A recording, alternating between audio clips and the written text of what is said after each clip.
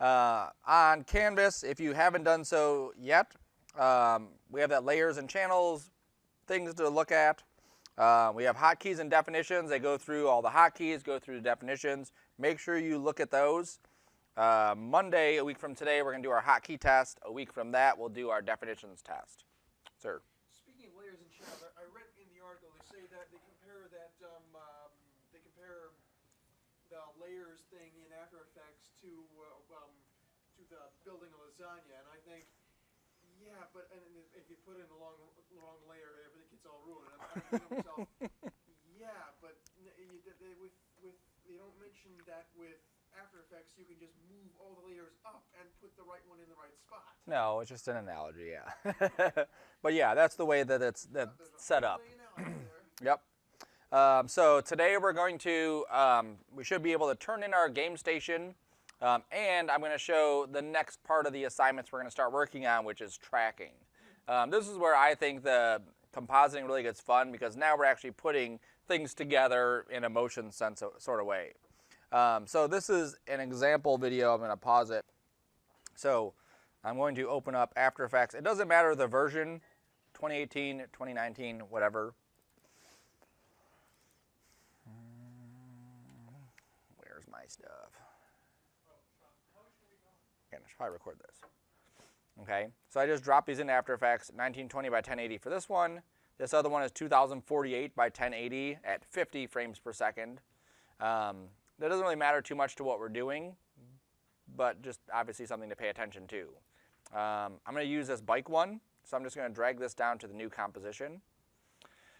If we have a piece of footage that is 1920 by 1080, it's going to take some time to calculate. That's fine. We'll let it calculate.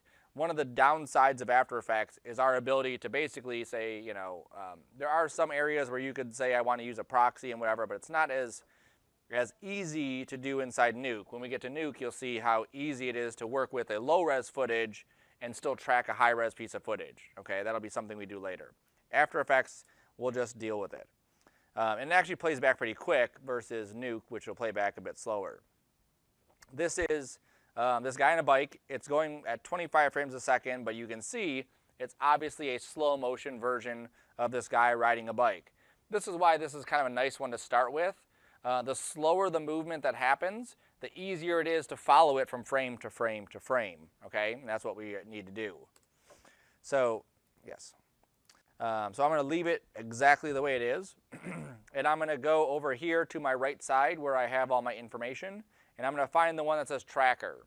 If it's not listed, I go to Window and I find Tracker in here, and it's right there. So in this, we can track cameras, we can warp stabilizer, we can track motion, we can stabilize motion. In this case, what I want to do is I want to track the motion of this guy, okay? So I'm going to say track motion. This will open up just that piece of footage in a new window. We didn't really see it, it kind of flashed, but this is my composition. This is the new window it opened. They look identical right now because they are identical. I haven't changed anything. But it does give me this tracking point. Every tracker works off the same kind of principle, okay? You have a tracking area. This is what I want you to find. And then it has another bigger area. This is where I want you to find it, okay? So this right here in the center, this is what I want it to find. This on the outside is what the area I want it to search. So what's going to happen is when it's at frame 1, it's going to look for those pixels. When it goes to frame 2, it's going to try to find that exact pixel pattern. Instead of it looking in the entire image for it, which would take a huge amount of resources, it only looks within this area. So if we have a slow motion item moving, that box can be pretty small. When we have a lot of motion, that box needs to be bigger, okay?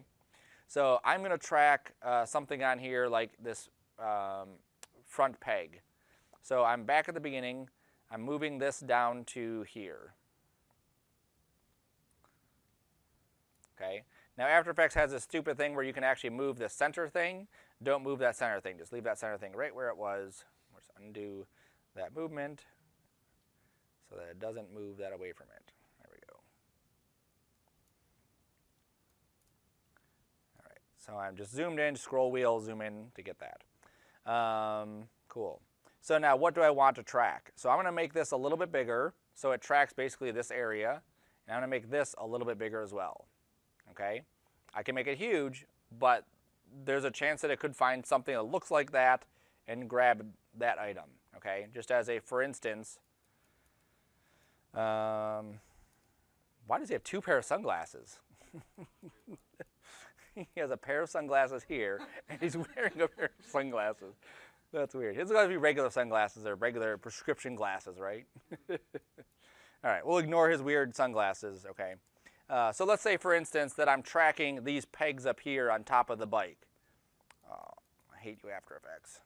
If I'm tracking this peg right there, After Effects is going to go frame by frame trying to find it. So these pixels look a whole lot like these pixels, look a whole lot like that pixel. So if I track too big, it might grab something else that just happens to look similar, okay? So I'm just going to leave it in this small area right here, and then it says tracker 1, perfect. That's all I need to worry about. For right now, we'll just leave that, and then I say track forward, which is what this means. So I click that. Now what it's doing is it's going frame by frame and tracking the movement of those pixels. Wonderful. Now it's done.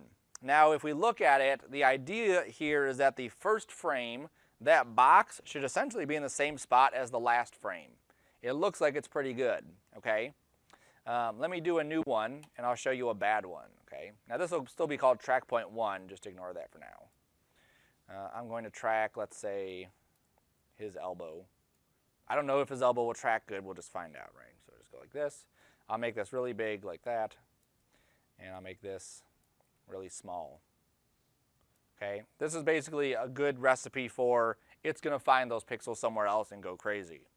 I'm at the end of the animation, so I will just say track backwards. Okay, look how much slower it's going because those pixels in that box, it's looking in that entire box for those pixels. Yes. If in case in case his elbow went from here to like really far away in one frame, I need to make sure that box is big enough to have his elbow do that.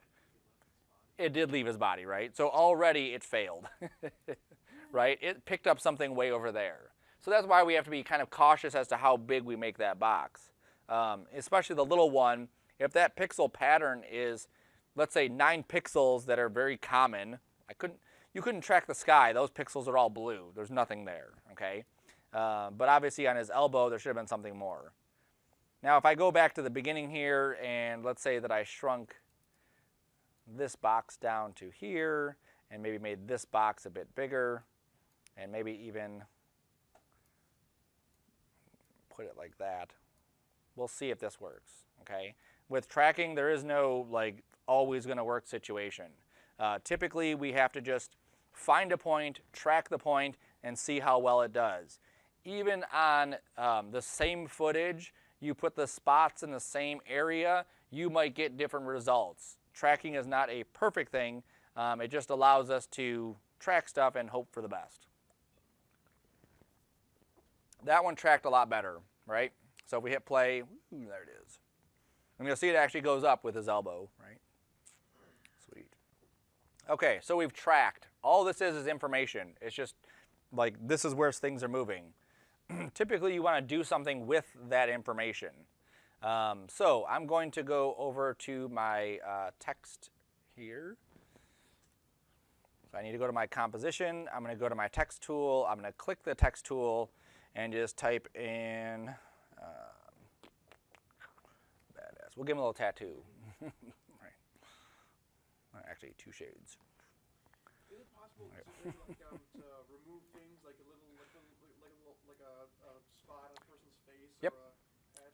Yep. So what we would do instead of just creating a piece of text is we would grab a still frame and paintbrush it out, right? So if I just had a flat image of what it should look like, I can use that and track that piece of footage with it.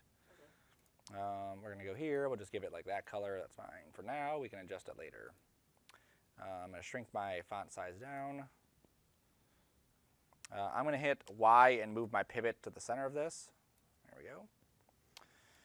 And now I'm going to apply that information. So if I go into here, I'm going to go back to my tracker, pick on the footage, and I have that elbow, which is tracker 2. And I'm going to say, okay, now I want to take that information and apply it. So I'm going to say edit the target. I want you to apply it to 2 shades, and then hit OK. And then hit apply, hit OK, and there it is. Okay. Now I'm going to go back to my footage. I'm going to go back to my character. I'm going to go back to my sizing. And I'm just moving it into position. Once I have it tracked, I can pretty much move it. I just have to hit A for anchor point and then move it that way. There we go. And then I can go to my character size again. Go to my anchor point again. And I'm just hitting A to go to anchor point and S to go to scale. There we go. Click off. All right, so now we rewind. And now you can see that 2 shades goes with them. Right? Now, what is it missing? Shadows? Well, shadows, but if it's a tattoo, it wouldn't have shadows. It's missing rotation, right? Yeah, it should be, let's say, wrapping around his arm, or as his arm goes up and down, it should be kind of angling up, right? So, in order for me to track position, I need only 1 tracker. In order for me to track rotation, how many trackers do you think I need? 2, right? This point and that point, and then it just figures out how they move. So what should I track then to get the rotation? His hand. That makes sense, right? It's right there. So let's try that. So I go back to this. I'm going to go to my tracker again. I'm going to make sure I'm still on tracker 2. I'm going to say do rotation. And it'll automatically, I guess I picked a horrible frame, it automatically dropped it right on top of the other one, which it typically doesn't do that, but there it is. Okay, so there's tracker 2 right here. So I'm going to go to the beginning. I'll move track point 2 to his hand. There it is. And now we will track forward.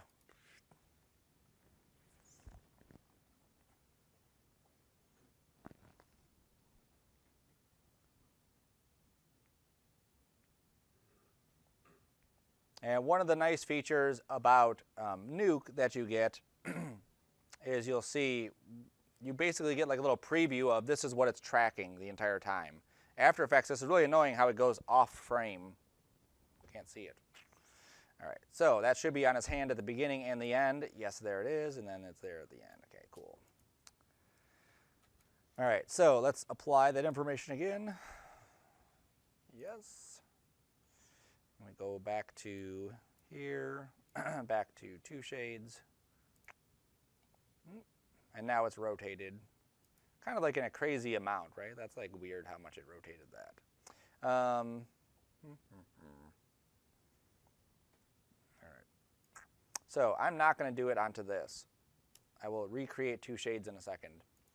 I'm going to actually put this onto a null. Okay? Nulls are great because they're blank objects. If I take my animation, attach it to a null, then I can take my text and put it on the null and do whatever I want with it without screwing up the null itself. Okay, so that's what I'm going to do. The null is just going to be wherever. I'm going to go back to my tracker, go back to tracker 2, say transform, yes, that's where it should be at. Let me see, transform, yes, yes. Okay, so my target is the null. I hit apply, hit OK. And now we can see there's the null moving and rotating with his arm.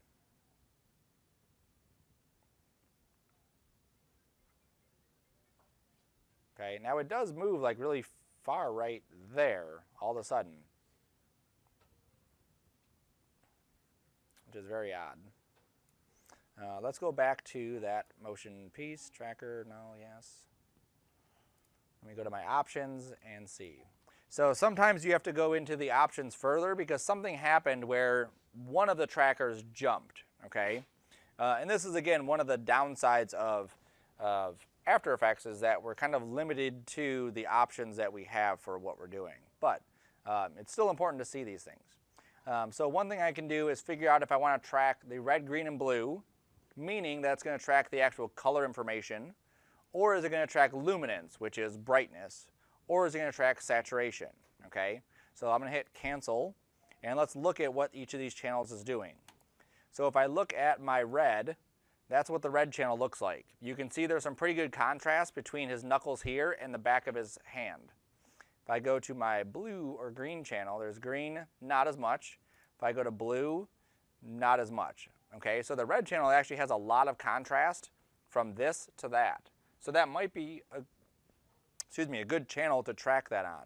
Okay, go back to RGB.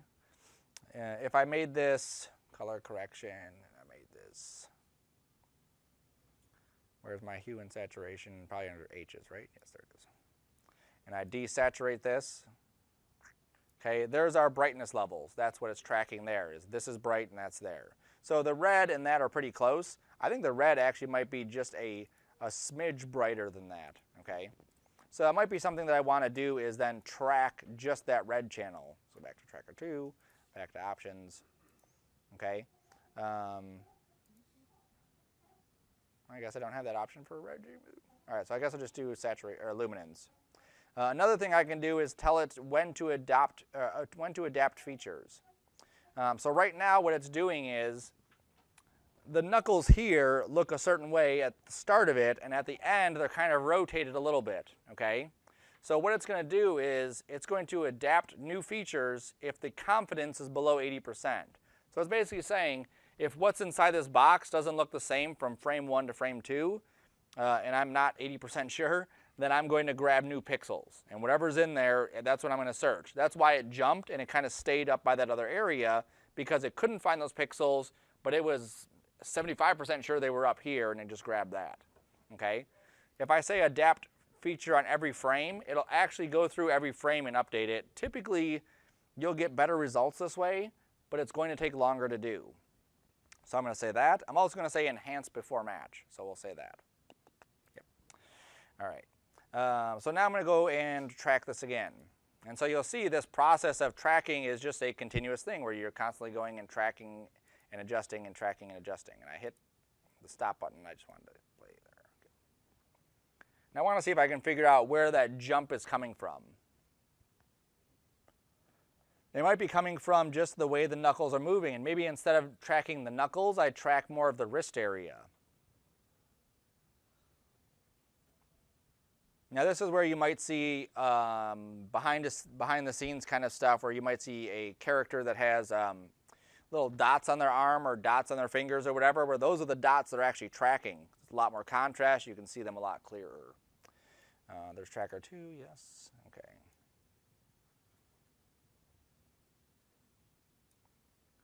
All right, let's go back to that. Back to our null. Well, we still get that weird jump.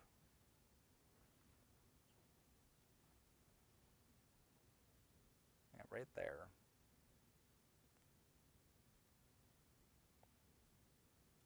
And then it eventually comes back, which is weird. All right, that's fine. So we're just going to deal with that for now. So I'm going to go to my text, go here. Oops. I'll drop this into that position. I'll give it a little rotation.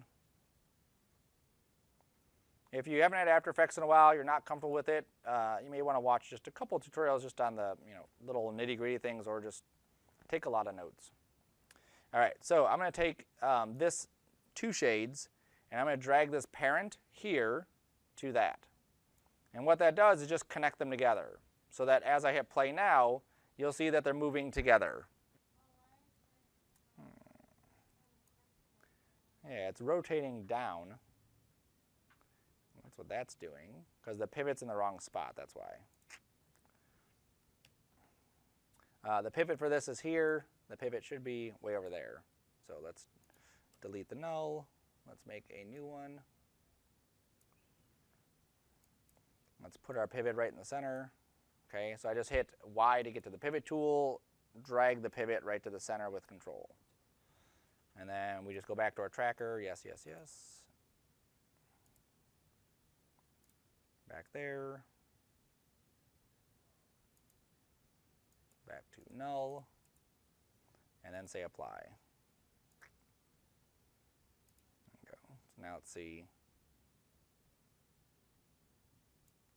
Let's see how that lays out.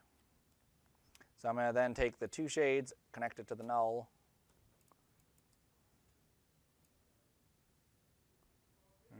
It's just a bit too drastic. That's the problem. It's like rotating like crazy.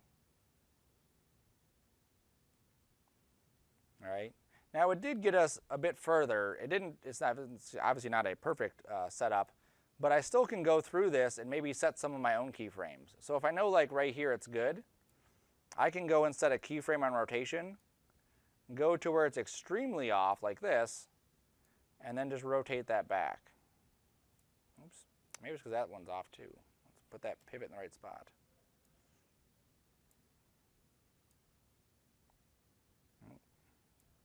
I'm actually going to put the pivot over on this side.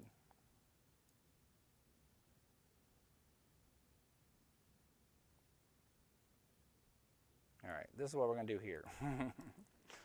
Something has gone askew. Let's go and delete our trackers, which is sometimes you have to do that. Reset.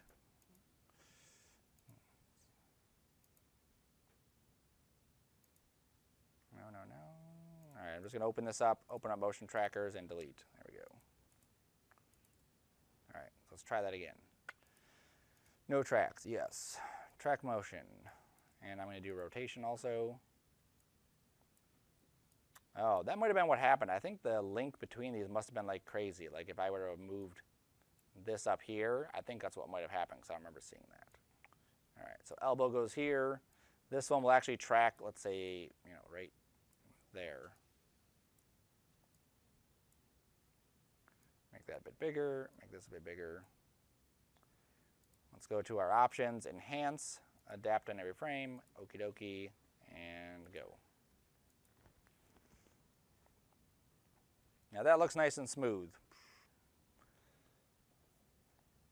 Now I also, if you look at the arrow, it's reversed, so the arrow is going backwards. That should be not a big deal. I should be able to just flip that around.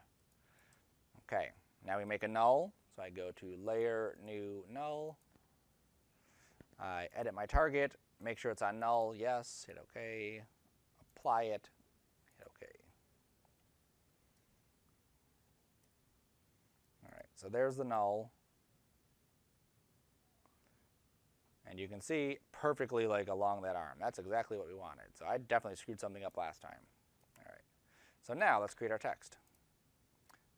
Control T is a text hotkey, if you need to know that. Let's put this right on the arm. Let's give it a little bit of rotation. There we go. Drag the little parent whip to the null, and then hit play. Ah, there we go. Oops, it kind of scoots off right at the end, right? Something happened with my track where it just went crazy. Whoop. Just leaves. All right, so that's an easy fix. Should be an easy fix. Go back to the tracker, and then go back to where it freaks out.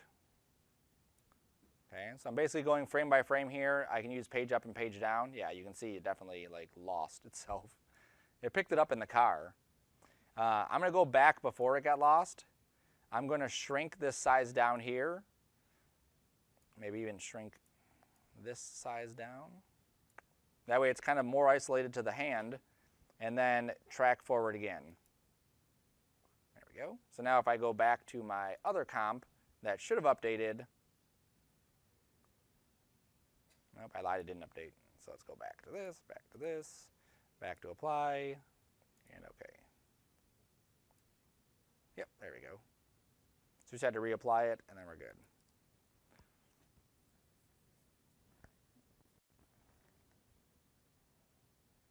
Okay, now it's definitely not a perfect solution. It doesn't wrap around the arm, it won't wrap around the arm.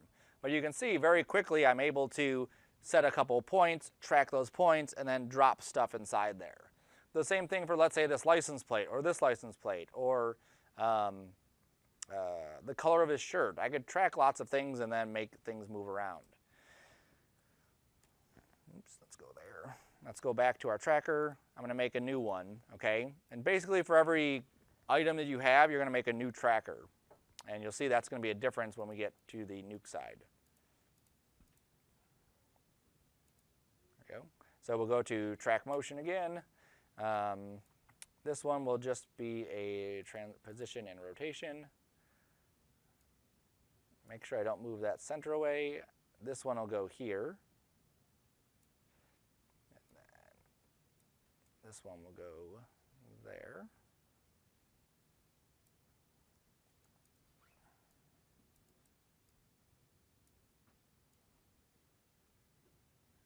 That should be a pretty defined pattern, that spoke pattern right there.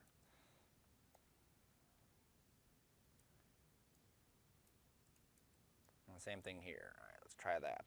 So I'm kind of in the middle here, so I'm just going to track backwards, and then I'll come back and track forward. I can see where the start of this is right where that green line is.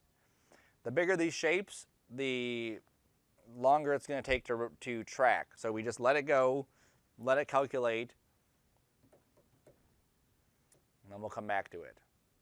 Sometimes your tracks will not work. Just like his arm, it's screwed up. It was a lot easier to just go through and just wipe it out, retrack it, than try to troubleshoot those pieces. There you go. So we'll go there, and we'll track forward.